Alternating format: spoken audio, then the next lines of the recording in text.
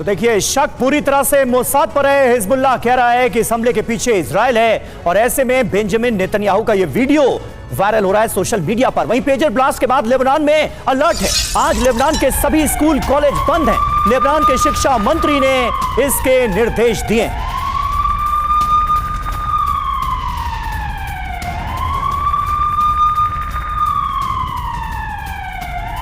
और इस बीच बता दें, पेजर धमाके पर ताइवान की कंपनी की ओर से सफाई भी पेश की गई है। गोल्ड अपोलो कंपनी के संस्थापक का दावा, धमाके वाले पेजर ताइवान में नहीं बने, यूरोप में कहीं बनाए गए थे पेजर। ये बड़ा दावा किया गया है ताइवान की उस कंपनी की तरफ से जिनके ये पेजर बताए जा रहे हैं।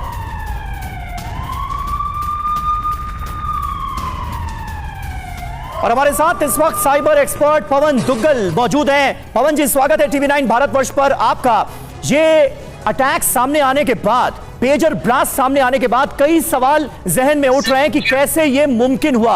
आप क्या जानकारी दे सकते हैं? एक बड़ी बात जो निकलकर सामने आई वो ये कि 3 महीने तक कहीं शिपमेंट रुका रहा और उसी वक्त शायद ये खेल हो गया या मोसाद ने ये खेल कर दिया। ये संभव कैसे हुआ? देखिए, कहीं ना कहीं ये साइबर सुरक्षा में सेंध का मामला नजर आता है। हाँ। ये साइबर सुरक्षा में सेंध कहां लगी, अभी फिलहाल उस पर टिप्पणी करना मुश्किल है, लेकिन सेंध लगी क्योंकि जो पेजर नेटवर्क था बहुत सुरक्षित नहीं था। उस नेटवर्क में साइबर सुरक्षा की सेंध करते हुए साइबर एक्टर्स घुसे। अब वो कौन है ये भी नहीं पता, लेकिन संभावित तौर पर घुसने के बाद उन्होंने सिंक्रोनस साइमल्टेनियस अटैक्स किए। ये थ्योरी जो बताई जा रही है कि साहब हो सकता है कि सप्लाई चेन में फर्क था या लिथियम बैटरीज हीट ज्यादा हो गई थी, उनमें ज्यादा इसलिए नजर नहीं आता क्योंकि इतने सारे हजारों लेवल पर एक साथ ही आपके ब्लास्ट होते हैं।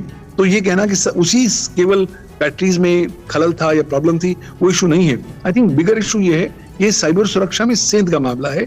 साइबर आक्रमण का एक नया तरीका है और जितनी जल्दी अब हम इसे एक वेकअप कॉल के तौर पर ले लें तो अच्छी बात है। और इसकी एक सीधी एनालॉजी ये है कि हम हर राष्ट्र को अब इस एपिसोड से थोड़ा सा चौकन्ना हो जाना पड़ेगा। क्यों?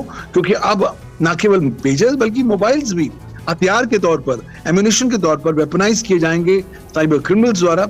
यही वो हथियार होंगे जो आप और मैं हम अपनी मतलब पवन जी, आप ये कह रहे हैं कि किसी भी इलेक्ट्रॉनिक डिवाइस में इस तरह से विस्फोटक फिट किया जा सकता है और कहीं दूर बैठकर हजारों किलोमीटर दूर से उसे ट्रिगर किया जा सकता है। ये संभावना है और ये आशंका जो है वो हम सबके लिए बहुत चिंताजनक है। फिर तो न केवल ये किया जा सकता है, साथ ही साथ रिमोटली आपकी डिवाइस को हैक किया जा सकता है और ऐसे कमांड दिए जा सकते हैं जिसके माध्यम से आपकी डिवाइस एक्सप्लोड कर जाए या धमाका हो जाए। तो अब ये नए प्रकार के साइबर सुरक्षा की सेंधों के नए। बहुत शुक्रिया सर, बहुत शुक्रिया। वक्त हमारे पास इतना ही था, इसलिए इस चर्चा को यहीं पर खत्म करना होगा। आप सभी खास मेहमानों का बहुत बहुत शुक्रिया हमारे साथ जुड़ने के लिए। लेकिन आने वाला वक्त जो है वो कितना गंभीर हो सकता है आप अंदाजा लगाइए, और साइबर सुरक्षा को पुख्ता करना हम सबके लिए कितना जरूरी है ये भी इस खबर से पता चलता है।